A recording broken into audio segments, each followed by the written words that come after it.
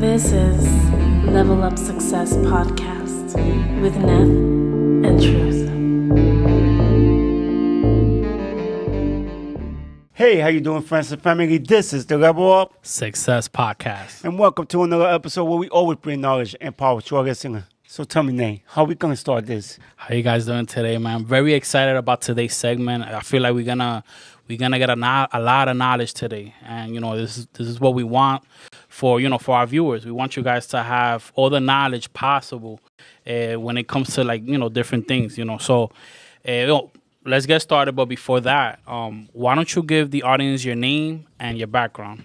Absolutely. So my name is Yovadys, a.k.a. Yovy, affectionately known. I grew up in Corona, Queens. I'm Dominican, 38, and I'm here. All right, welcome, Yovy. Thank you. Yeah, how you feeling today? How you feeling right now? Feeling good. Feeling really, really excited. Really excited to be on here with you guys. Thank you for having me. Awesome. So why don't you give your audience you said you're Dominican, you was raised in Queens? I was raised in Corona, Queens. Yeah. So I was raised in Corona, Queens until I was about 16, 17 years old. And then my parents moved out to Queens Village, but my roots were always in Corona. So I finished out high school in Corona. I kept coming back. I would volunteer in Our Lady of Sorrows. Shout out to Our Lady of Sorrows. And I always was very involved with the community, Father Bellini Association, which is where I basically grew up. I just learned from a very young age to kind of just help the community. That's awesome. So what is it that you do? So I have my own leasing company, Yovy the Car Girl. I am a car broker, so any make, any model, any car that you need, any model that you're looking for, I can get it for you. Okay, awesome. And how do you get started with this business? The car business or the leasing company business? Well, the leasing. Let's start with the leasing.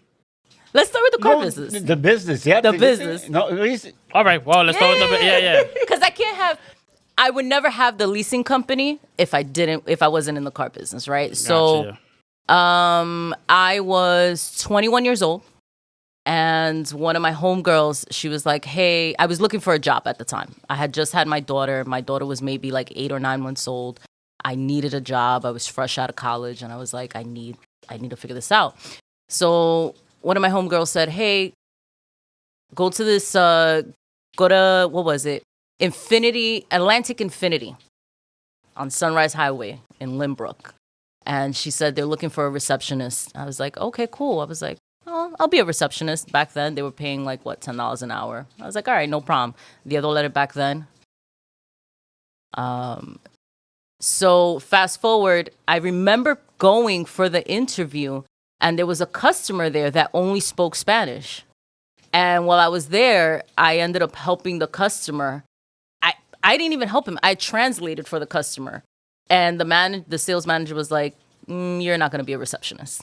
You're going to sell cars. I literally sold an entire car not knowing what I was doing, what to do, what to say. I was there for an interview. I wasn't even hired yet. So that was the beginning. Well, that's a great way to start that interview. I know, right? Like, you already saw a call without even knowing. So that's my skill. That's so great. Yeah. It was literally, when I'm telling you, I was there simply and solely to interview, and nobody there knew how to speak Spanish. I translated. Yeah. I simply translated, and I sold the car. Fast forward, I started as a salesperson there. That was 2007. So that was 2007. Come March, I'll make 17 years in the car business. Oh, wow. Yeah. From there, I went on. I stayed there until 2010, took like a 2-year break. And then I went back and I went to Paragon Honda. If you guys know anything about Paragon Honda, they're like the _1 Honda dealership in the nation. So it was great. I had amazing training in Atlantic Infinity. But my real training ended up there. And it was amazing. I was with Honda for an eternity. I was with Honda all the way through the pandemic, all the way through 2021. Then went to Nissan, and now I have my own company. I've been blessed that I was trained by some of the best, hands-on, which is very important. Like hands-on with some people that you'll never see other than online. Yeah, I had the opportunity to hands-on train with them. But you never ran into people that don't want to help you out because I started to be a technician. I used to work with people that wouldn't help me at all because there's always people that are scared of teaching other people, thinking they were going to steal the job. So you never ran into that issue. Yeah. So you do have those people, the haters, right? Yeah. Especially if it's something that comes very natural to you. If it's something that comes very natural that you know, yes, I work at my craft. Yes, I'm always studying. Yes, I always want to grow and learn. But, those people don't understand that while they're over here worried about what I'm doing, I'm worried about me. I'm focused going forward. That's where I'm at. I'm going forward. Tú quieres mirarme? No problem. Keep looking. I'm going forward. I mean, that's the mindset that I have because I'm surprised. I had people like you there and give me all the knowledge they knew. Like, they teach me everything. But once in a while, you work with some people, they would rather give me a bad advice than a good advice, just so they could see me fail. And you'd be surprised. God, you cannot let people like that take you down. That's the thing. You can't. My method of learning was a little bit different. So with me, I work in sales, and like my first job was in Radio Shack. I don't know if you ever heard of Radio Shack. Oh, Radio Shack. Yeah. R.I.P. good old days, right? R.I.P. Yeah. And so, I mean, I don't know if you ever worked there, but just imagine it, right? When you go in there, what you see, all these electronic stuff, you see all these fuses, you see, that's where they first had the routers started. So, picture somebody working there. Like, how do all these people get trained to do all these, to know all these gadgets? And the truth of the matter is that they do give you some training, but who really remembers all the things that you read? Yeah. Right? It's not the same that when you're in the sales floor. So me, I knew nothing of nothing. And I remember this vividly. I was like, there was this one customer that came in wanting to get a router. So they was like, yo, can you explain to me about this router? I'm like, look, you know what? I don't know much about this router, but I'll tell you what, all the instructions is in the back of it. Let's read it together and we're going to learn together. Yeah, so they'll be like, yeah, so does this card have da da da da da? I'll be like, come, let's go to the window sticker together. Yeah. Look. So I remember that. So when my manager saw that and he saw how I was working and what I would do, techniques that I would do, because I had 7 people that were there. So what I would do is I will focus on things that I like, but most importantly, I'll focus on the things that I don't like that they do.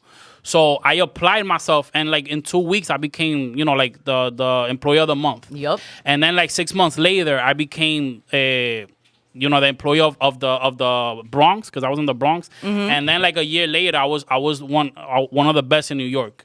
So it was it's something that I learned. It was a niche for me. Because the way that I learn is by observing what people do, but most importantly, observing what they don't do.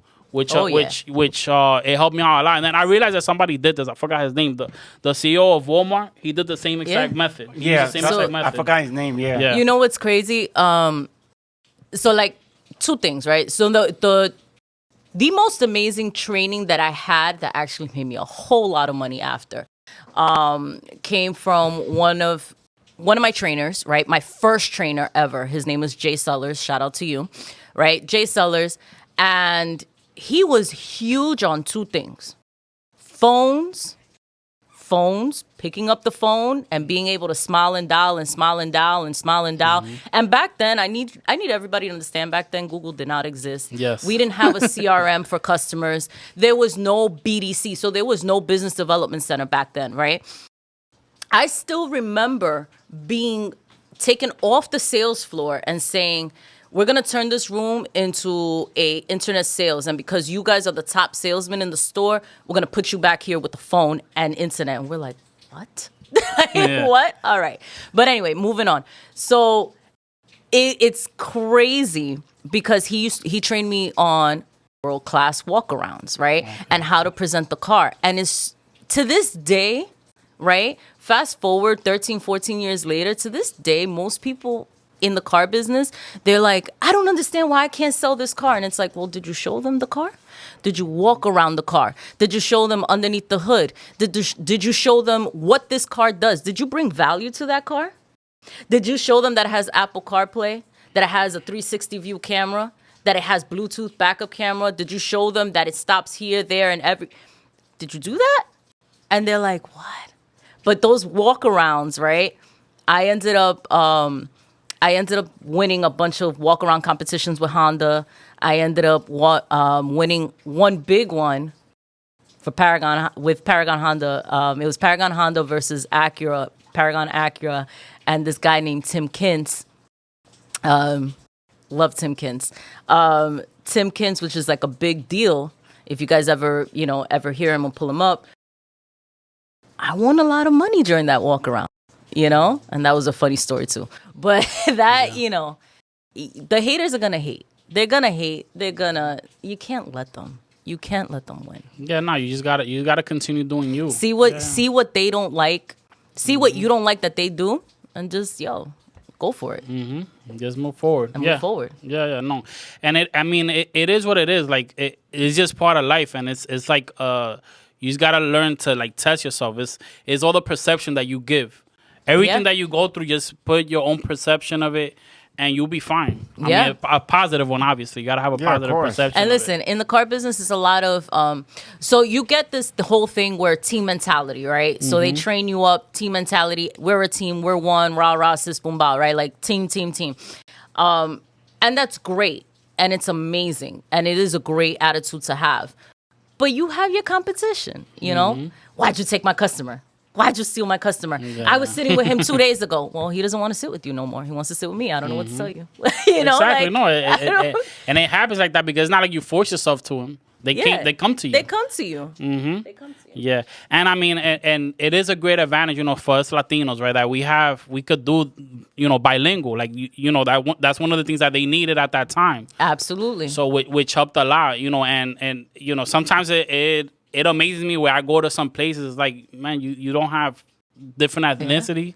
Yeah. It doesn't have to be just Latino, but, depending on the demographic, you need to have people that can speak that language. It's still a barrier to this day. I really don't understand. And not only that, not only the language, right? So you brought up a good point. Yes, it's the language. There's people feel when it comes to numbers, right? So when it comes to numbers, especially big purchases, yes, we're in America, yada, yada. But when it comes to big purchases, even if the person has adapted and has learned a second language, they feel more comfortable speaking in their native tongue, right? Yeah. They feel more comfortable when I tell them $100 versus $100 because for whatever reason, it doesn't register. Yeah.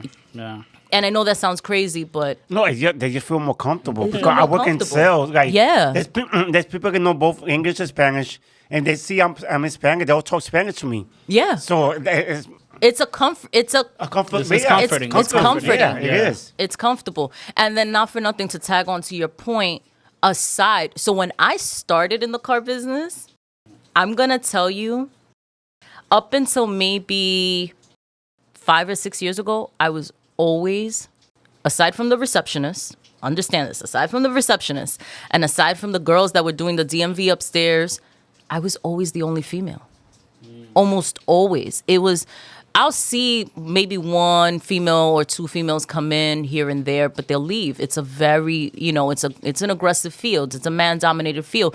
But with it being a male-dominated field and you have a female, when a customer sits with me, their guards are a little bit, they're not as high as they are when you're sitting next to in front of a guy.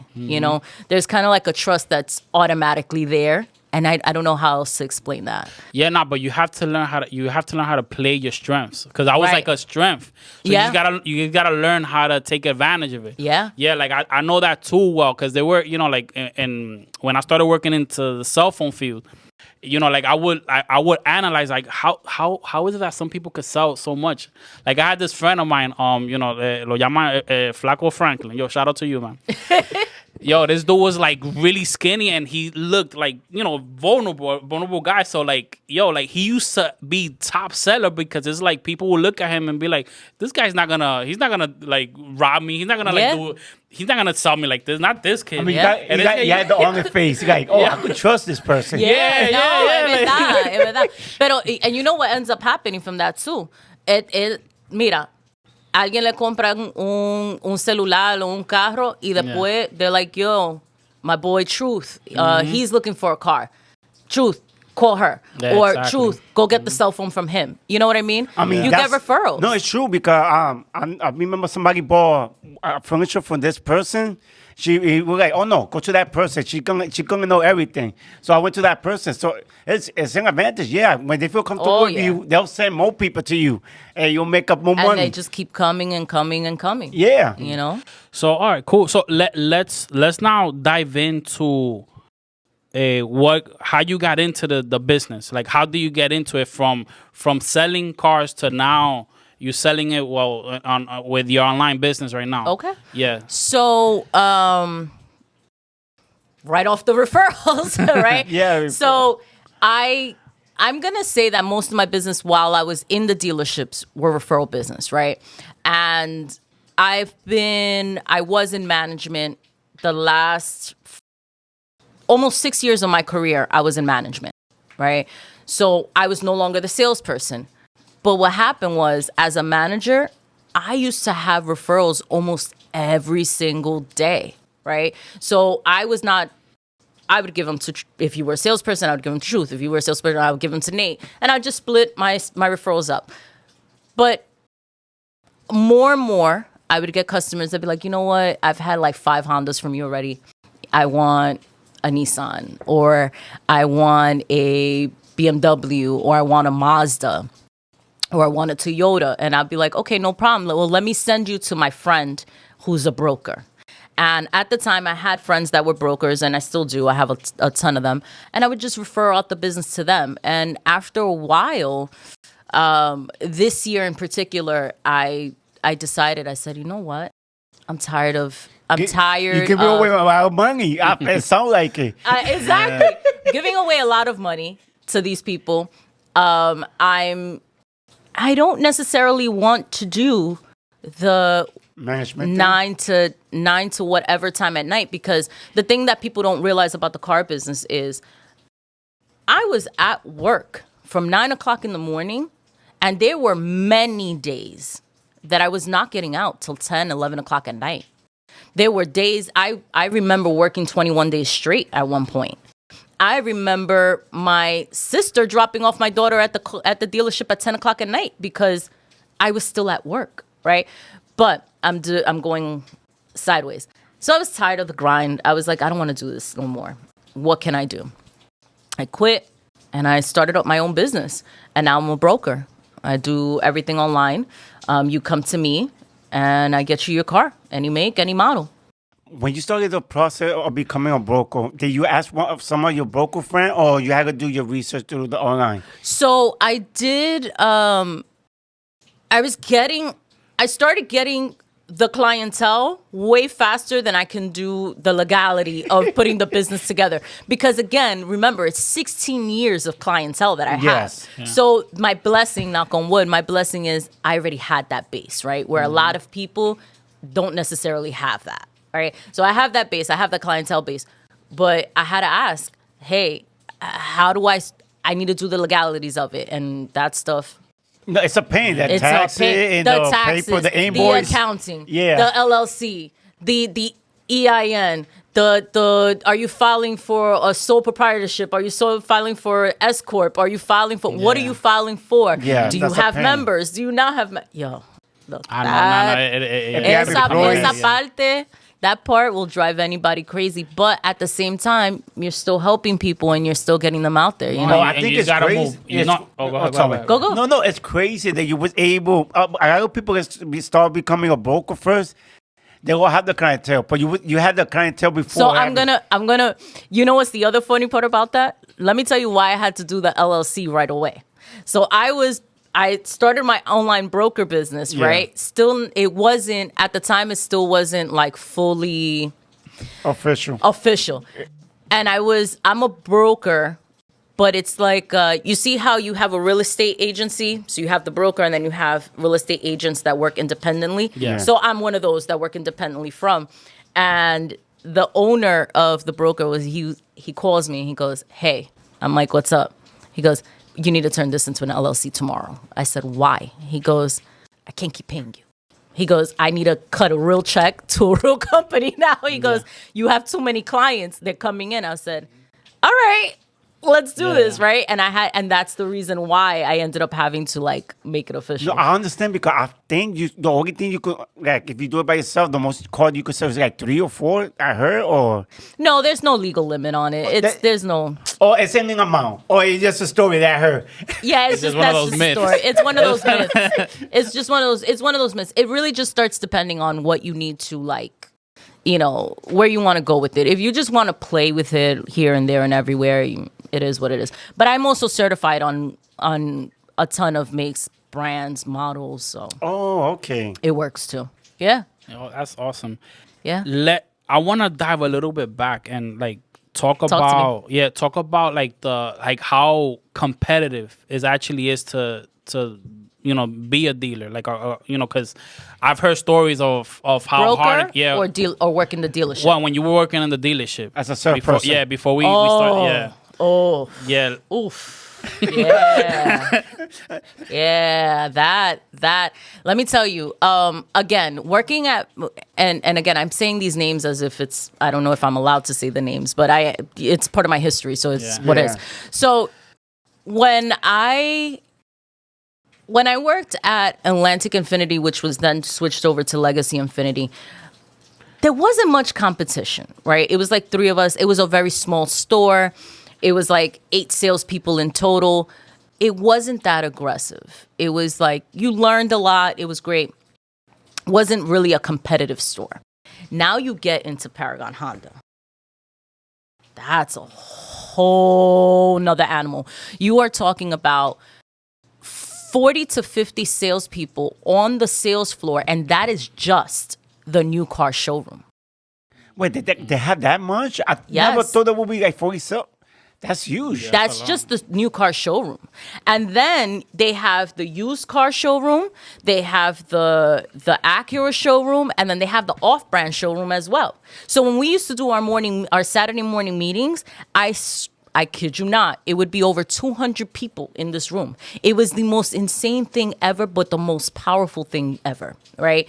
And so when I got to Paragon Honda, I quickly figured out, because see, this is what you do. You become friends with the people that are already doing it, right? So I already hit that level at Infinity. So how do I do that here at Paragon, where now there's 40 people, right? So what do?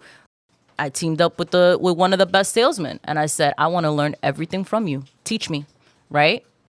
Teach me everything you know. And within 2 months of me being there, I hit 20 cars. Then I hit 25. I was one of the top salesmen there. So they have this thing where the top 6 salesmen, you sit in, you have your own desk. You have your own desk, your own computer, your own cubicle. You set up your printer, kind of like your own little mini office. And it's up to you to keep your desk. And every 3 months, if you don't meet your quota, you're out. Oh, wow. You're out. You're back on the floor where you're sharing like 10 desks for 40 people. yeah. Wow. I was blessed, and you know what? I was blessed. I worked hard, and anybody that knows I kept my desk for the whole time that I was there, with the exception of one time. Okay. But it does keep you aligned. It keeps you like with a sense of that urgency to want to get to that desk. So, I mean, kudos to whoever planned that for you guys, because it's... that's like a motivation. Yeah, you do yeah. good, you get your office. Every 3 months, you gotta keep your desk. But it becomes, let me tell you, especially when you're the only female. And you know what? Let me take something back. There was... at Paragon Honda, there was 2 other females that really did their thing, right? There was this lady named Clara and this other lady named Rosa. Rosa was the truth. Rosa, oh my God, Rosa was a Dominican lady. She did not want to sit up top. That lady had her clientele set up for like the last 20 years. She never had to pick up if she didn't want to pick up a phone call, she didn't have to because they would just show up. I watched a customer. Rosa went to DR for 2 weeks, right? When I'm telling you, I watched a customer come to her desk every day for 10 days straight waiting. She's not back yet. If you want to help you. Nope, Rosa. I'm like, oh, okay. Pues está bien. You wait. Yeah. No, that's the best one you have. I mean, well, it's a gift and a curse depending on who's selling. Like for instance, me, I have a store, so it doesn't matter who sells. I still win. Yeah, but, that's the management. That's when you get into management. That's what it is. It's like you sold it great. You sold it great. I'm still getting paid. Exactly. So but at the other edge, I could understand how that could drain to somebody else. Like, man, I want to say, man, come on, like let's do it with me. But I mean, you do get those loyal customers, which it is a gift. But you have to be consistent. It comes from somewhere. Like like you're showing some type of value. Yep. That people, they get attracted to it, and that's key when it comes to sales. Yeah. So that's awesome. Have you ever had somebody wait for you like 10 days? I've had people wait for me. I have definitely not 10 days, but I've definitely had people wait for me. I've 1,000% had people wait for me, and customers they're like, nope, I'm only working with her. I'm good. I've had loyal customers for years, which it make you feel good. It shows that you know what you're doing, and they trust you. That's the thing. The key word, they trust. Trust. Yeah. I had a whole family that this family was like, I think it was like 9 brothers and sisters. 9 brothers and sisters, mom, dad. Wow. I have sold a car to every single person in that family. I mean, it's every single person. Yeah. You gotta have trust in the skill. Yeah, wow. All right, awesome, man. So let's not talk about like your transition, because now you don't have to wait 10 days for a customer. You can just literally be like, yo, just go into this website and I got you. Mm-hmm. So how long has it been that you've been doing this? Unofficially a year. Okay. Officially about 2 months. All right. Yeah. And how is the transition? Like, do you see that since it's the beginning, is it like more difficult for you now? Are you figuring things out, or are things going smooth? Thank God, for the most part, things are going very smooth. I think the hardest transition for me was just kind of like the absolute hardest transition in going into doing this full time from a dealership has been, when you're at the dealership, you're selling a specific brand, a specific model, right? And so the car is in front of you. So when a customer says, hey, I really want to see this car, you could just present it to them, right? And just walk them over to the car. Normally, when people are coming to me, they already know what they want, or they have an idea of what they want. So, but not having the car directly in front of me for me to show them is a little bit different. A little challenging. Yeah. When it's not somebody that I've sold the car to before, or if it's not a referral, it's a little bit, when you're in person, you get to read somebody. Mm-hmm. I get to read your body. And that's another thing. Selling is a lot of psychology. A lot of people don't know that, but selling is a lot of psychology, right? And so you learn little things like you do a touch close where I would reach in and be like, it's going to be okay, right? Or you read the person's body. Are they leaning back? Are they leaning forward? Are they, I can't see that because I'm over the phone. Exactly. So reading that is, that's something that I'm getting used to. Yeah. Other than that, I'm going to create a little short from what you just said. I'm going to send it to my employees because they need to hear that part. I wish I had like the Don DeMarco, like that would have been it right there. But fun fact, I actually hold a lot of trainings, and anybody that worked with me, any of my salespeople that worked with me before, they know that one of the things that I loved doing the most was holding trainings. It was to me, you have to keep training, man. You have to keep training. Things, they're new things every day. You always learn something new. You could keep training the same thing, and from there you find something new. And it's amazing when that happens. Yeah. Or when you go through the same scenario, but it's like a different, like it becomes like a different transition within the same thing, and you just keep using your same formula. Yeah. And it just ends up working out because you you already have a structure. You have a foundation. Yeah. You know what I mean? You just got to build on that foundation, keep implementing on that foundation that Exactly. you have. So yeah, that's the key right there. Man. So, Exactly. But it's been an interesting ride. It's been an interesting ride, and thank God again, like you said, Truth said it earlier. I have the blessing that I do have 16 years of clientele under my belt already. Yeah. In whatever shape, way, or form that comes, Okay. Yeah. What are for the clients, right? What would be like their best perks? Like why choose doing not going to a dealership like traditionally and go the route that you want to implement to the customers? Like That's actually a great question. So one of the highlights and the reason that the broker business exists is we come to you, right? So you call me. This is what a process would be like. You or Truth would call me and say, hey, Yovy, I'm looking for this car, X, Y, and Z. No problem. I'll ask you a series of questions. Do you have a trade-in? Do you have this, that, third? After all of that, everything is done online. Everything is done through text and through phone. You can still go to work. You don't have to take the day off. You don't have to spend 15 hours at the dealership. You don't have to, if for whatever reason, let's say you don't have the best credit, right? If you don't have the best credit in the world and I need to work on it and I need some time to work on your application, I'll tell you, go about your day, go about your business, no problem. But if you're at a dealership, you have to sit there for 8 hours, wait for the finance manager to come out just to tell you that you've been declined after 8 hours. How much could you have done in those 8 hours, right? You had your screaming kid in the dealership or your kid was, or vice versa. You're now paying for a babysitter because you had to be at a dealership only to walk out with no car, where I can simply say, hey, don't worry, I got you. And in 2 days, 3 days, the car's at your house, right? We do insurance through the phone. Credit app is electronic. Everything is electronic. Even signatures and contracts are electronic. Got the DocuSign now. The DocuSign, everything is electronic.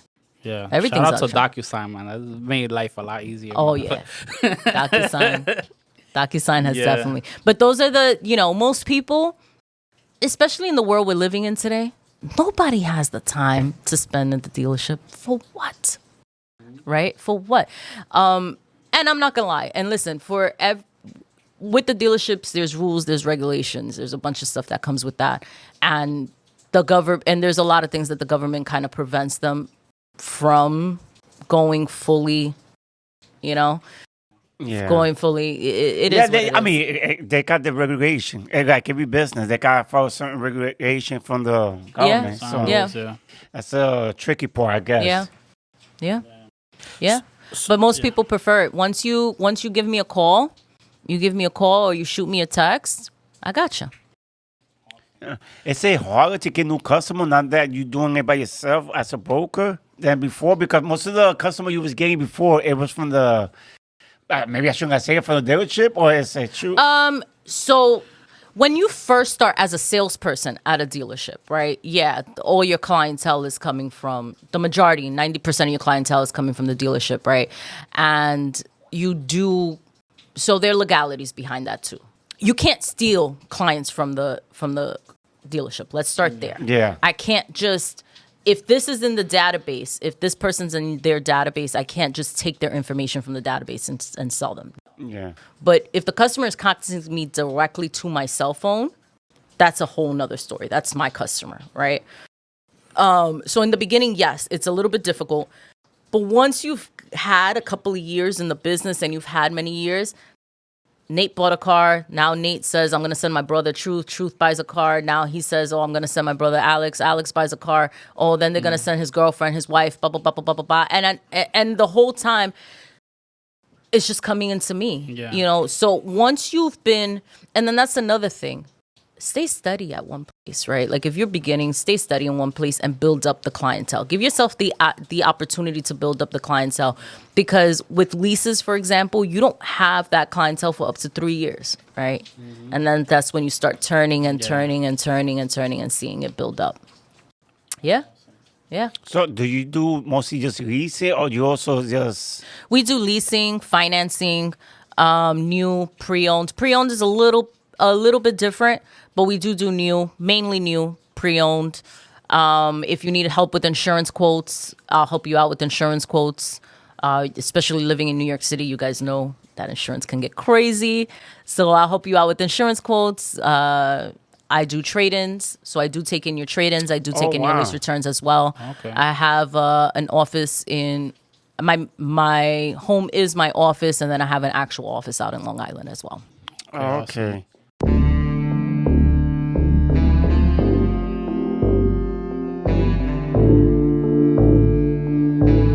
And coming up in the next week episode. Right? Yeah, I was selling cars. Yeah, I had the talent. But the reality is, I was negative back then. I was like, The first thing I thought about was, after I had a horrible, like, something happened to me financially at some point in time. But you need to prepare yourself. What is it that, whatever you want to do in life, what is it going to take to get there? like, in order for you to be successful, you need to have some sort of mentorship. Yeah. MAP stands for Massive Action Plan. Massive action plan, right? You need to draw a map of where you want to go.